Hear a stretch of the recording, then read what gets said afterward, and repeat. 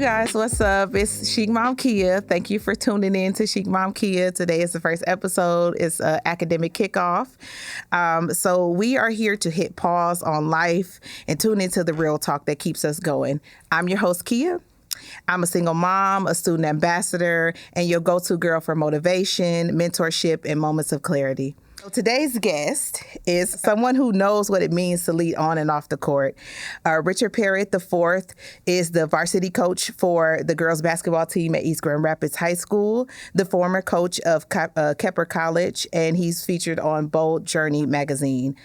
He recently was awarded for the most supportive community partner from the Glimpse of Africa Festival. Today, he's here to talk about leadership, community, and the impact he's making in his 30s.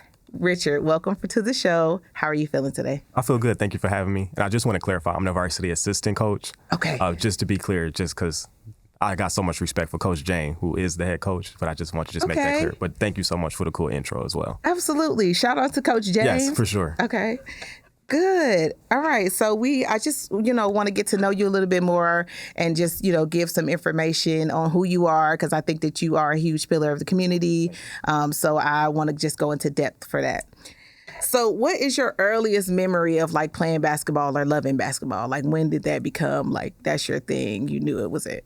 I would say growing up, I think Michael Jordan, I grew up in the 90s, so right. The Chicago Bulls were really big, Space Jam yes. as well. My first time ever playing organized basketball was for the YMCA, but I would say like the biggest I love basketball moment for me was Allen Iverson. He had the braids, the tattoos on the sleeve. I used to cut my church socks so I could have like a sleeve, and that got me in trouble on Easter one year. Right. But like I say, Allen Iverson was probably the person that really made me fall in love with basketball. Okay, yeah, I remember everybody back in the 90s, we used to love to have his jersey and stuff during the summertime. Yeah, everybody wanted that jersey dress or his jersey number. Yes, for sure. So definitely, shout out to Iverson. Who was your biggest influencer or mentor growing up? Growing up, I will probably say my mother. I would definitely say my mother was a very hardworking woman, very strong woman, bold woman, because my mother isn't the biggest person at all, but she has such a big personality, and just seeing her day in and day out, I think definitely stuck with me and just showed me the power of just hard work. Nice. That's respect. Okay, so tell me about a time that influenced you to really show up in life. That's a good one. I would probably say just being a parent. Yeah. I think probably is something that definitely makes you show up, and it makes you grow and teaches you a lot of lessons as well, especially like first being a parent and having to learn patience, grace, compromise. And especially me being a parent, my biggest thing is I don't feel it's my job to tell my kids what to do. Right. But more so support them on what they want to do, because that's what my parents have been for me. Like my parents have never told me I couldn't do something. They always just have been along for the ride of me pursuing things that I wanted to do. So that's all I ever try to be. Yeah, and it's so important because I think that for me, it was having my daughter too. Like, because in my 20s, I'm like, okay, what am I doing? Like, what's my purpose? I'm just kind of out here. And then after I had my daughter, I'm like, okay, now I have a reason to like actually get up and live, like to get my future together, because I want hers to be good. Like I am a role model now. So now every move that I make, everything that I'm doing, whether it's my health, my mental, everything's going to impact her. So yeah, I definitely believe with that one. What was a turning point for you in high school or in college? I would say, well, actually in high school. So before I pursued basketball, I actually had a passion for music. Okay. That's where I had my start with just pursuing anything. I just knew I wanted to, by the time I was a senior in high school, I knew I wanted to pursue music for a career. And my mom, for my birthday, she got me concert tickets to Kanye West Glow in the Dark tour. Dope. Yeah, and after seeing that, I was like, I want to dedicate my life to music, So it's crazy all the things that I'm doing now because it's not what I saw for myself. But I would say that's the first time I was like, you know what, I'm so excited about an idea that I have that I want to give my all to it and see where it leads me to. Okay. Since you mentioned that, because I'm going off script, you were invited to the Grammys twice, right? Yeah, so I'm actually a member of the Recording Academy for the Grammys. Yeah. So part of the people who vote on the awards every year, and we also meet with Congress every year as well. That's so exciting. That's where that ended up. Yes, I'm glad you brought that up. Yeah, Yes. I was like, okay, he's been to the Grammys twice. Like, Yes. And you're connected to the Latino Grammy community too as I'm well, actually right? a dual member, so a member of both academies. Yes. Nice, Thank you. nice. So how did you get into that? Like, is that something that you applied for, or did they reach out to you? Or? So it's something I applied for. So just giving a little background. Yeah. So like I said, the first thing I ever pursued seriously was music. I want. It feels so cheesy to say now, but I want to be I wanted to be a rapper. And that was the first thing I ever wanted to do, right? Seriously, was be a rapper. And it didn't work out. But what I did learn on that journey of trying to become a rapper was just how to do so many other things regarding music. So I started my own music platform, music management, and just building some skin in the music industry. Right. Somebody who did the same thing that I was doing, like music curation, they said that they was a member. And so I was like, well, we do the same thing. Like, let me give it a shot. So I applied. It took me like a year to find out. But like, once I found out, they was like, hey, you got in, because I was like checking it every day. Right. Like, am I in? Am I in? And Right. finally, so what I would do is I would act like I'm trying to nominate myself again. And then finally it was like, you can't nominate this person because he's a member of the Recording Academy. And that's how I found out. And I remember bawling, crying. Like, I called my mom.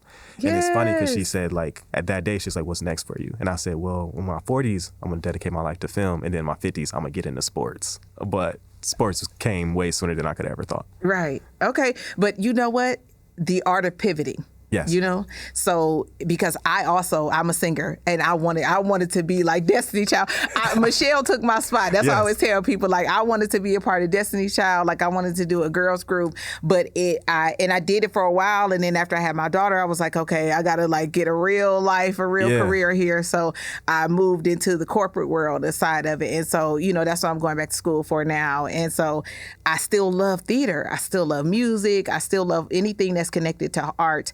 And that's what got me into this podcast. I was like, I need to have an expressive outlet. Like, I need to be able to do something. Like, this is my career and standpoint, but I need to do something that shows me, that express me. So I think that that's dope that you still hold on to that piece.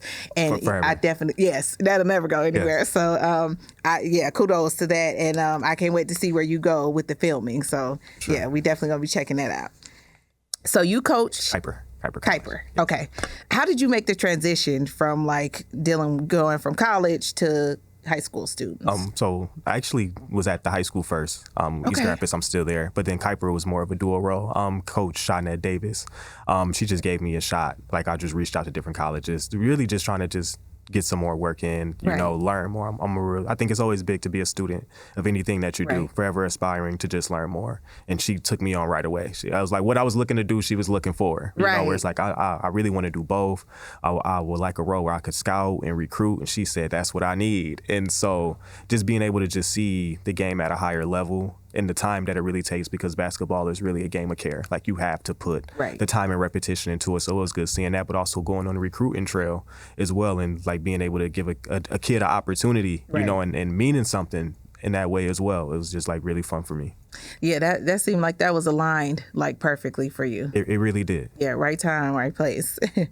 What is the biggest difference between coaching the athletes, like when you were doing dual with college and then high school?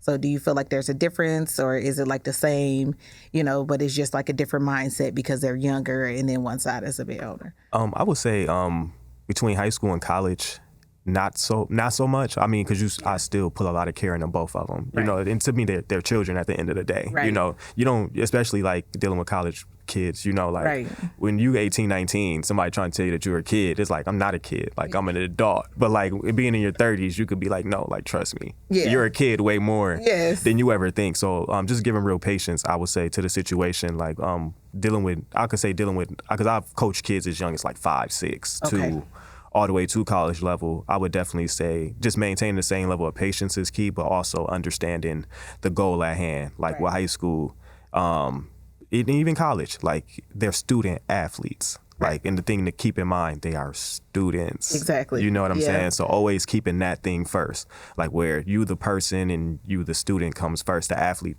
That might be why we're together, but that's the smallest part of this equation for me. Right. Like, whether we win or lose games, I care more about you being a better person. Right. That's good. That's good. Giving them a good foundation. For sure. So then, and that's something, like you were saying, you can take and implement that into your real life. And I think that people need to like look at life like that. Like, even though you feel like, oh, this is nothing, I'm just doing this. But when we think back to high school, like, I learned social skills. I learned how to organize. I learned how to communicate. Like, when I was doing all of the volunteer things and going to that stuff, that helped me into my real life now. And I was thinking like, oh, this stuff doesn't matter. And now when I think back, I can recall those memories like, oh yeah, that teacher really cared about what I was doing. Like, seriously, like that stuff really does go a long way. Like, I remember I was just actually having this conversation with somebody where I was like, I think everybody should work some type of retail or customer service job at least one time in your life. Yeah. Because it helps so much. Like, I did medical billing at one point in time, and that taught me how to have conversations with people, you know, having patience, you know, when somebody's trying to chew you out about something that I don't care about this at all, but I still need to have problem solving skills to diffuse the situation. So those, you'll be surprised at the little things that don't mean anything to you, like end up playing such a big part in your life at another point in time. Right.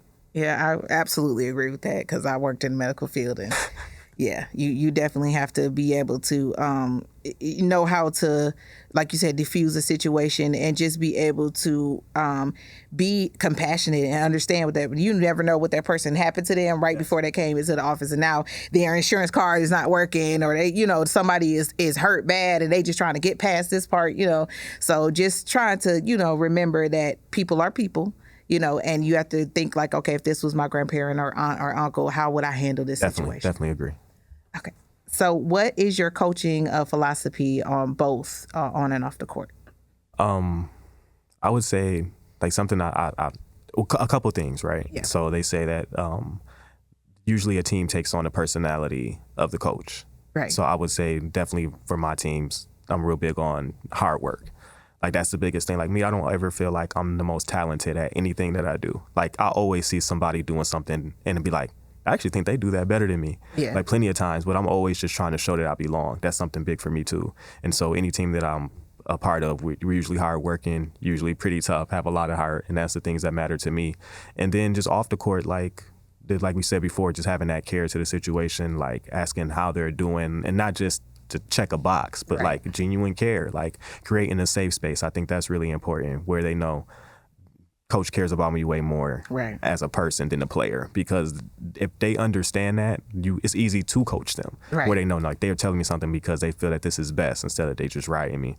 So I would say that's the biggest thing. But also a big lesson I learned too is you're only good of a coach as you are a person. Right. So definitely working on myself, and I could say coaching has definitely made me assess myself as a person a lot, and while also just trying to work on myself in every way, like even the small things, like even like the small habits in your personal life, where it's like, no, like I have to be on point in every way to really be the person that God's need me to be to fulfill this purpose I have.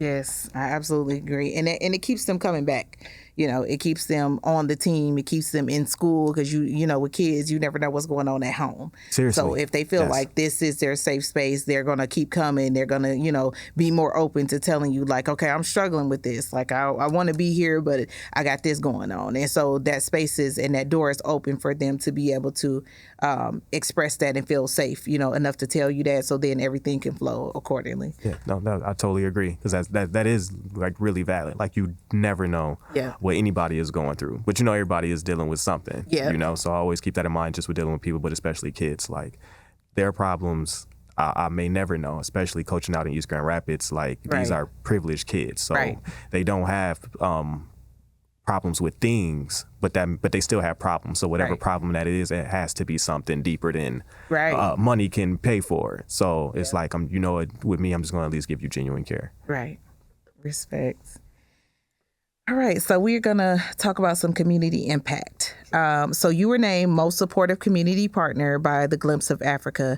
How did that recognition feel to you? Like, how did them recognizing you and like supporting you and in that way, how did that make you feel? It felt great, and honestly, it was just my work with the Grand Rapids Community Media Center, just serving as the board chair for that. And you know, Grand Rapids Community Media Center, we feel like we're a hidden gem, but we're over Wealthy Theater, GRTV, the Rapidian, you know, and WYCE, the radio station, and it just was like something that, like, I remember ever going to the Wealthy Theater, it was for a pastor's jam. It was something through church. You know, I was way too shy to be on stage, so I helped with the film crew. Right. And to be at a position now where it's like, no, like I'm a part of this, like even over it to a certain point, it's just like this city means so much to me, and to be able to make an impact through media, it meant a lot to me. Yeah, I just found out about the media over Wealthy, and I was like, has this always been here? And so I just started doing research and stuff, and I'm like, okay, they connected to the radio station, and they do classes there. Like, yeah, if you go on the website, you guys, and look on their website, they do classes there. They offer a lot of different amenities, and it's like random classes. Like you can find podcasting, you can find like acting in theater, or you can find like financial budgeting classes. So definitely check them up, because it's a really good resource here in Grand Rapids. How did you first get involved with the Glimpse of Africa and like similar events? I would say really just through the work of Grand Rapids Community Media Center, and how I even got a part of the board for that. I think I was trying to work with the radio station. That's what happened. So I was trying to be a programmer on a radio station, but the person in charge at the time just didn't get back to me. Yeah. But I seen something where it's like, well, if you're a member of the CMC, you get to be a programmer. So then I bought a membership. Right. And that's how I was getting emails. Still, he still never got back to me at all. But one of the emails was like, are you interested in being on the board? And so I was just like, sure, like I'll apply. And my membership ended like right before elections. And Daisy, who's the head of HR, she called me, and she was just like, hey, like I see you apply, but you need to have an active membership. But if you just activate your membership, like you can make the ballot. And just the fact that she made a phone call to me, that meant a lot to me. I was like, man, this lady took the time out to give me a phone call saying that I should do this. Yeah. And I didn't get in through the election, but I got appointed a seat. So it was really just something like, it just aligned for me to be a part of it. And then like, thinking of it as just like a chain of events that really worked in my favor, because once I got on, it was a critical time. Like we were facing a contract with the city, and it was looking like we could lose a lot of funding if we don't make this happen. Right. But also 2 people resigned. And one of the people that resigned was the vice president. Oh, wow. And so we was appointing new people, and somebody was like, Richard, why don't you do it? You could probably do it. And I was like, nah, I don't know. And then by the end of the meeting, I was like, you know what?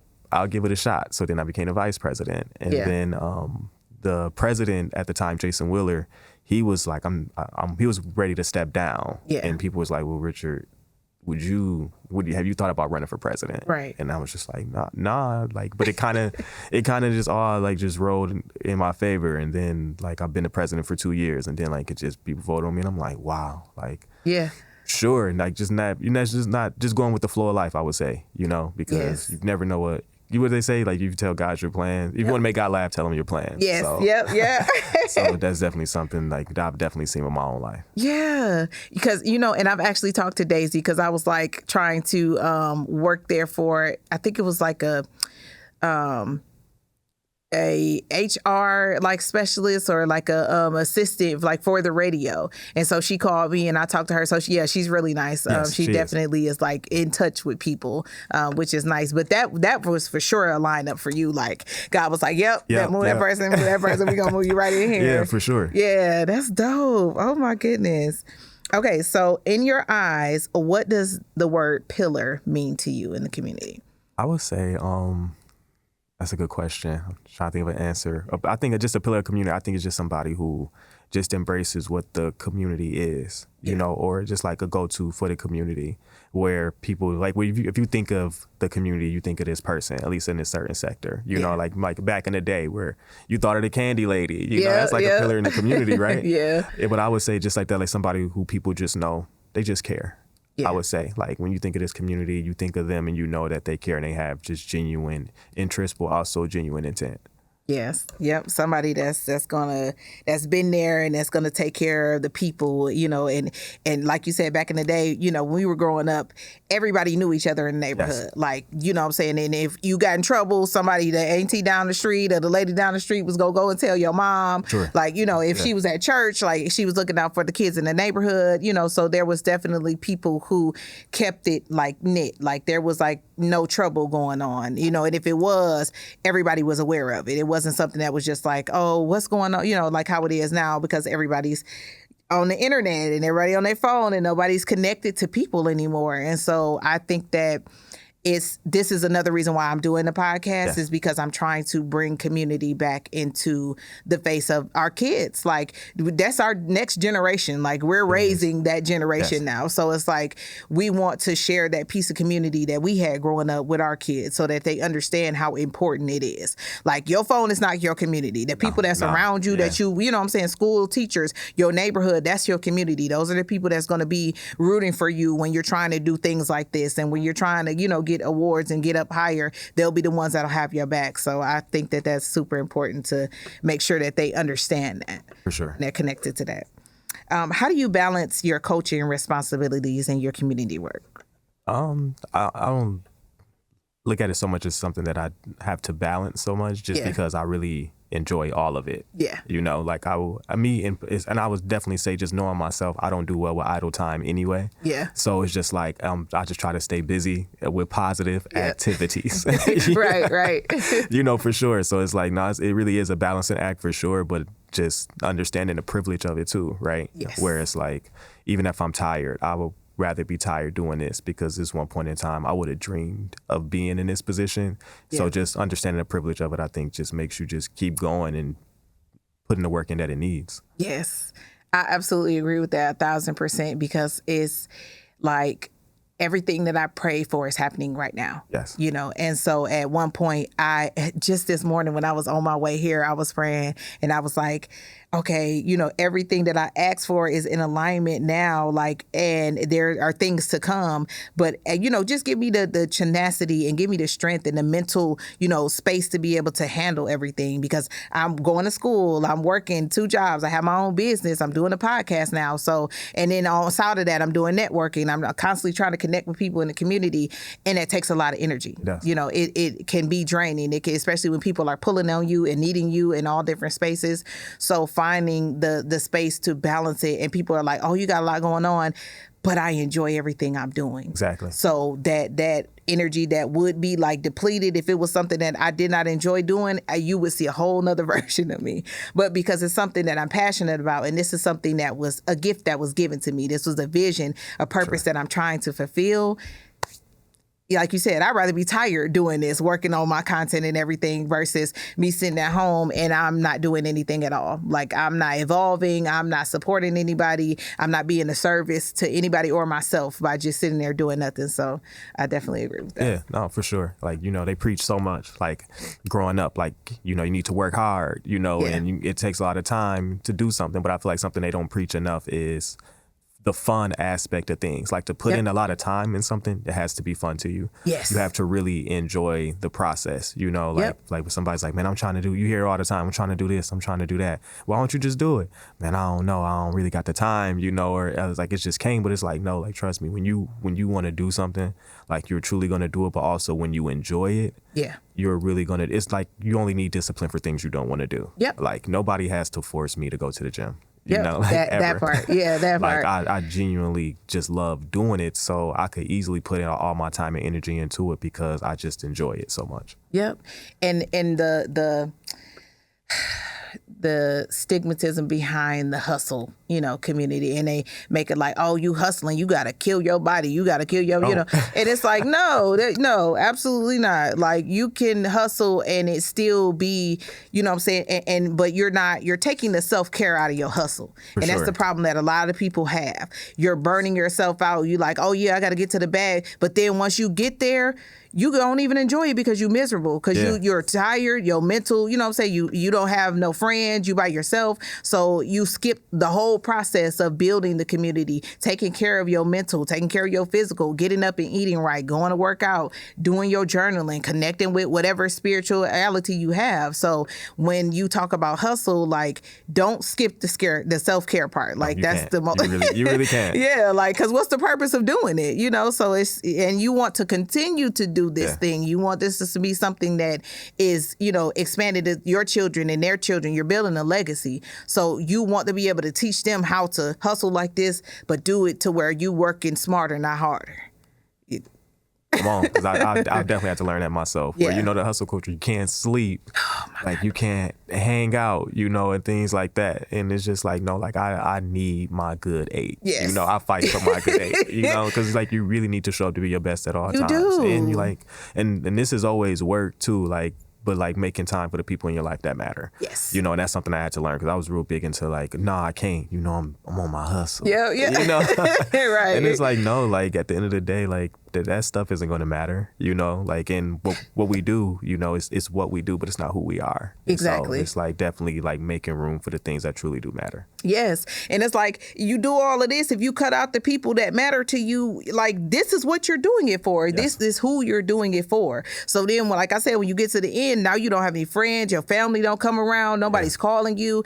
And you got all this money and this wealth, but you have no community. You have nobody to share it with. And that's the whole purpose of you doing it is I'm taking my whole family with me. I have a unit here, so I'm going to take them with me. But these are the people that are taking care of me in the process too. Yes. Like we got to give our kudos to the people, to the moms that's, you know, watching the kids, to, you know, the aunties, you know, your brothers that shout you out, the friends that's reposting, you know, whatever it is that you're doing, like those people are taking care of you so that you could keep climbing those steps. Yes, So, I agree. Yeah. For sure. Okay. So can you share a story from your community that really stuck with you? I would say it's like a coaching story I heard actually. Yeah. It was like because I actually teach basketball at the YMCA sometimes too. I teach classes. And this guy, he's a coach there, he's an instructor there, and he was just telling a story of like, you know, like you never know what people are going through, you know, and you never know the impact that you make. But he was just saying how he had a kid there that he could never get him to participate. Like it was just so tough. He would just be out on his own, and he's just feeling like, I can't get through to this kid, you know, eventually, you know, because it usually lasts like a month. So like, he's like, maybe by the end, I could get him to maybe dribble a basketball and maybe participate with us a little bit. He said, but at the end, they gave me a card and the mom told him a story. He was just letting him know like, hey, his dad passed away recently. And I enrolled him into basketball. So just to try to give him an outlet to do. And he just got done with his therapist, you know, they just done with the sessions and they was like, are you going to be okay? And he said, yeah, because I have my basketball coach. Oh, man. And that's, come on. It's like, You thinking that you're not making an impact it's at like, all. You'll be surprised. Yep. But that's like something like that definitely always stuck with me. And it just like, you never know the impact that you make, but just give your best. Like, you never know. Show up as the best version of yourself every single day. Yes. Man, that's something that I have like on my whiteboard at home. I write that for my daughter to see and for myself like every day. Show up as the best version of you, because even when you thinking, because I'd be like, oh, it's just something small, you know, it's nothing big. And then everybody like, no, this is huge. Like, it's actually, this is something that I needed. Like the support that you give, the conversations that you give, they really change. Like it makes it. And it's like, I may not be able to show it or express it, especially with kids going through stuff like that at a young age. Sure. They are still working through how to express those emotions. So, you know, but I know that this is a safe place for me. So I'm going to keep showing up until I can be a better version of myself. But me showing up, this is the best that I have to give. So, yeah, that's a dope story. No, yeah, it is for sure. And I'm glad you said that, like, because it is about being the best version of yourself. Yep. Like, I feel like that's my life mission more than anything, more than like coaching, anything like that. That's just like my biggest goal for myself is just being the best version of myself. And it helps me with so many things, like knowing what not to entertain, right? Yeah. Where it's like, is this conducive to that? Right. No, then I just can't do it. Yep. You know, and that's tough. It's not an easy journey, like, but it's a lifelong mission, and I'm just giving my all to that. Yes. That's what we love to hear. That's definitely what we love to hear. Okay, so you're still in your 30s. What impact are you hoping to leave on the world at this stage of your life before you get into your 40s? I would just for people to feel that I care. I think that's just the biggest thing. Like, it's like this bench at the library in East Grand Rapids, and it was like a memorial thing. I wish I knew her name, but it was just like her name, and under it, it said she cared. Yeah. And it said so much, just simple. right? Yeah. And like, that's just how I feel. Like, I just want people to know, hey, when he was here, he cared. Yeah. And it showed. Yeah. So where do you see yourself 5 years from now? You know, like you said, tell God your plans, you make him laugh. I don't know. And I would just say too, like for me, everything that I'm doing in life are things I never seen for myself. Yeah. Right? Like I never thought that I would be a member of the Grammys, be a board president, be coaching basketball, be teaching or any of these things. So it's hard for me to really say, but I don't know. I feel like I'm gonna be coaching basketball for a long time. Yeah. So like we'll see. But I would definitely say just growing as a basketball coach, growing as a person, growing as a father. What advice would you give to young Black men that are navigating college or their early careers? I would say take it serious. I would say that's the biggest thing because it's so surreal being here at GRCC telling my story. I don't know if I should share this, but I got academically suspended when I went to GRCC. When I was 18, 19 years old, I got academically suspended for a year, just not taking my studies seriously. So I would definitely say like education is so important. And I didn't learn that until later in life. And I try to stress that, like, please take your education seriously. Yeah. And keep going, like sometimes you quit before you even get to see the fruits of your labor so much. Yes. But it's like, if you feel convicted to do it, like trust that conviction. If you don't trust your abilities, trust God's timing. Like He knows what He's doing. Yes. But like truly just take it seriously and give your all. Because like when I was here, I was like, I don't need to go to my exam. I'm about to get a record deal, And like I said, it sounds crazy, as an adult saying that. Like if somebody told me that, I'd be like, I hear that, but you go to class. Please. Yeah, okay. You need the right people around. I would definitely say that too, like making sure like you have the right people in your life to hold you accountable, right? Because that's something that like I've definitely learned, like, we all think we're smart, but like it's hard to really outgrow your surroundings too, right? Let's say like you got a group of 4 friends and you're the only one doing something, right? Like them 4 people, if you be like, man, I ain't gonna go to work tomorrow. Hell no, don't go to work, because like they don't care. Like you need people like to do that. And like somebody who's really had a profound impact on me, Coach Dominic Melton. I met him at East. He was there for a really long time, 15 years. Was a varsity head coach, varsity assistant coach, and I remember even first meeting him, and I'm like, why is he the assistant coach? He's been here so long. Yeah, and just doing like research on the school is because he didn't want to. Because he really was like he's really a legend over there, where he helped them win titles, regionals, districts, and all that stuff.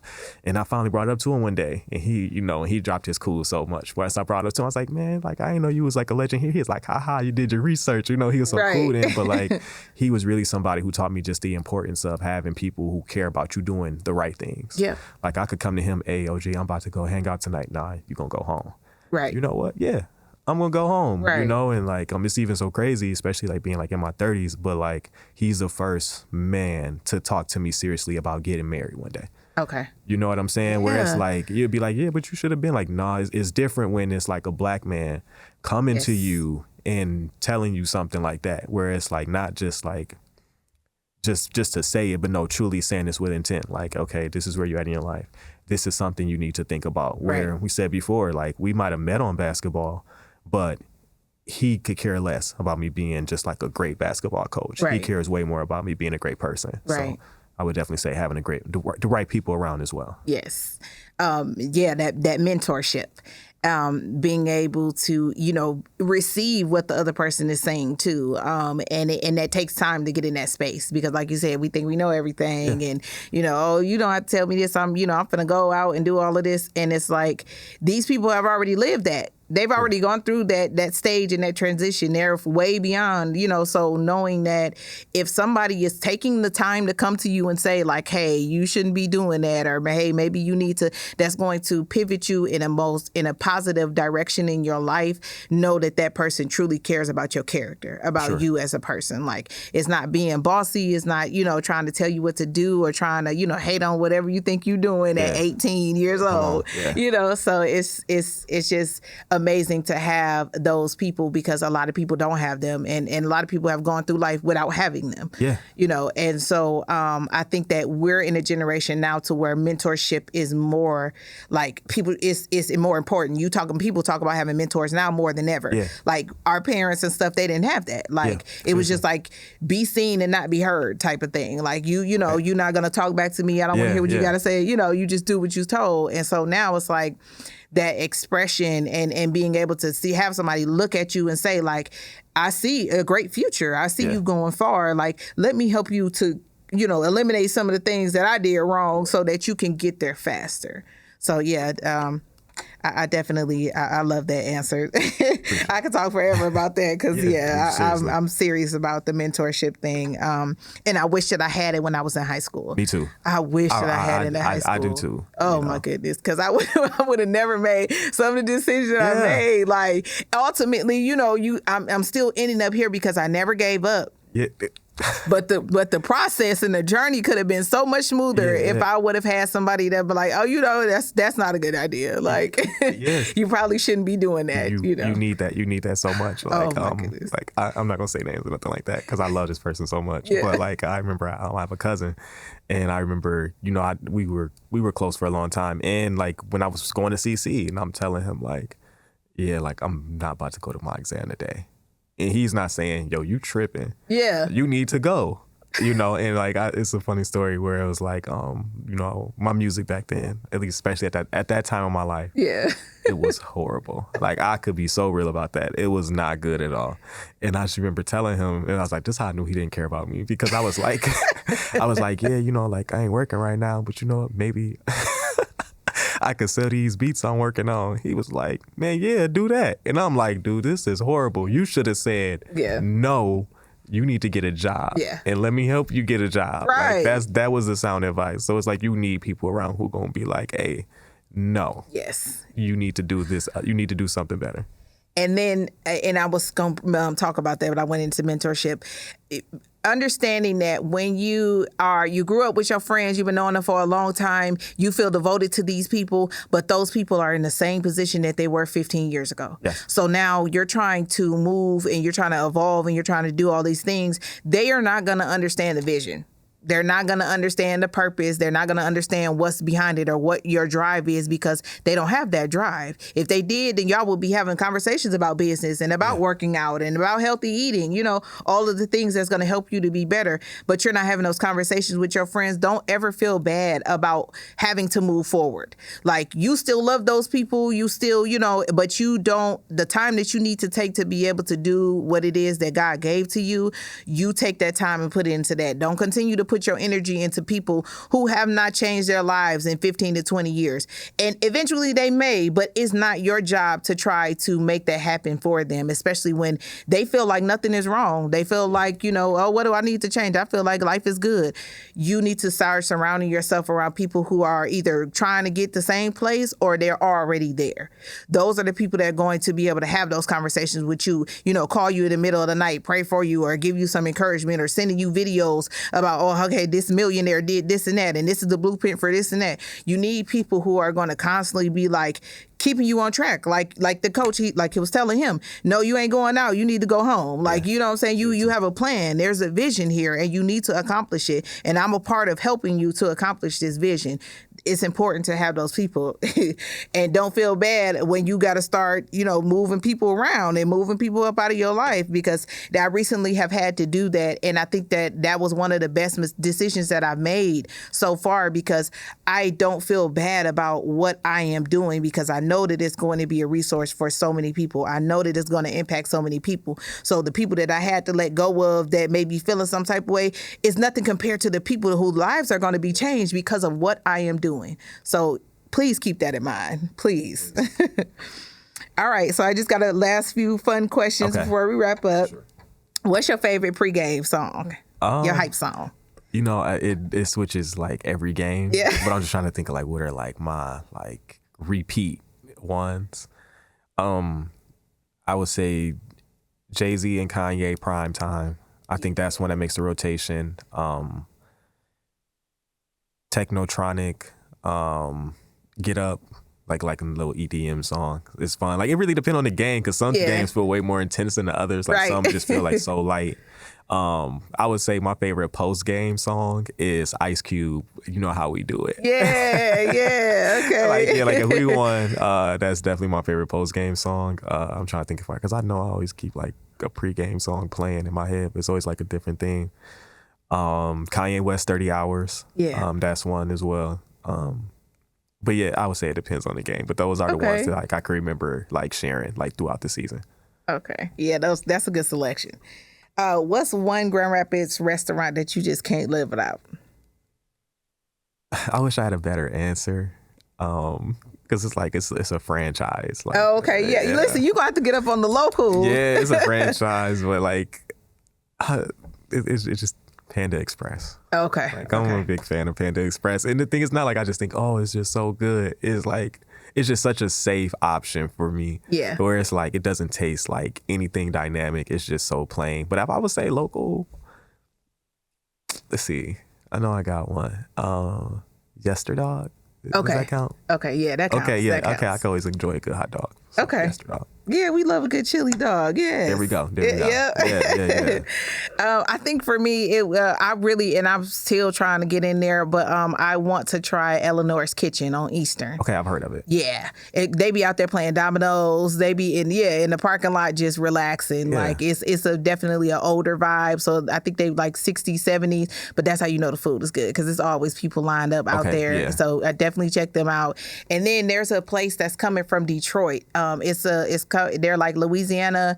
It's called Old Sugar or Honey Sugar, but it's in Detroit and they're coming in Grand Rapids now. And so like it's huge. It's been all over the news. I keep seeing it on my Facebook page, so I definitely want to check them out when they get here. Okay, cool. Yeah, and I'll tag the name underneath the link once we're done here. Who would you love to see courtside at one of your games? That's a great question. You know what? If I had to pick, I will just say Beyonce and Jay-Z. Yeah. I think that'd just be, that covers it too, and it'll be something like nice to call my mom about. Like, guess what? Right. Guess who was at the courtside? Right. They were there. We chatted for a second. Yes. Yeah. I had my business card out, everything. Yeah. Like, okay. Yeah, I think I would definitely be Beyonce, whatever I'm doing. Yeah. I would love to interview her. Like, yes, Rihanna. Yeah, it's a few people for me, but for sure Beyonce. If you weren't coaching, what would you be doing? Let's see, what would I be doing if I wasn't coaching? Then I would say probably maybe film. I would say, like I went to school for film actually. Yeah. And so I've done like different film projects, but I would probably say more film. Like basketball coaching really just took over my life, so that's probably why I'm not doing more film things. But I would probably just say film. Okay, so are you into like movies, or are you doing like indie film or like series? I would probably say films. Like I've actually made a documentary with the Grand Prix Black Nurses Association on prostate cancer. Nice. We actually did that this year. Then I've done like different PSAs on like Medicaid and COVID. Like that's how I really got my start. Music videos too. So, but I would probably say film, just like passion projects, I would say. Okay. Nice. Richard, thank you so much for sharing your journey with us today. It's powerful to see how your leadership has touched both the game and the community. So a tradition that I want to start on the podcast, you're going to be the first one. Okay. I'm going to be asking myself and, my special guests that are coming in 3 questions. All right. Who do you think you are? Who do I think I am? A boss. Like, I don't know. Okay. That's kind of how that felt. But who do I think I am? I would probably say still just a dreamer. Somebody who's just passionate about things. What do you think you're doing? What do I think I'm doing? I think I'm giving my all to life, I would say. And why does that matter? I think it really just matters just because I feel like we all need to be of use.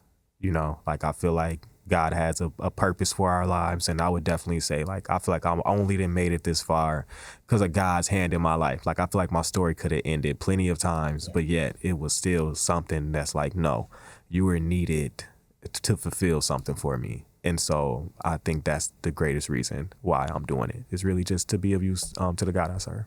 Okay. Thank you so much. This was great. This was such a good conversation. I feel like this was a great first episode. I appreciate you coming out and giving us your time today. To my listeners, thank you for tuning in to Timeout with Chicmomkia. If today's episode inspired you, we just ask that you share it with a friend, leave a review, and then check our webpage for upcoming live Q&As, because I will have that on there. I'll have the link in the bio. All of my social medias is at Chicmomkia. I have the page at Timeout by Chicmomkia on Instagram, and then the newsletter will keep you updated on the next episodes, and then just have some tips and tricks for you guys. Just remember that you're not alone. You're in your time. Until next time, keep growing, glowing, and keep moving forward.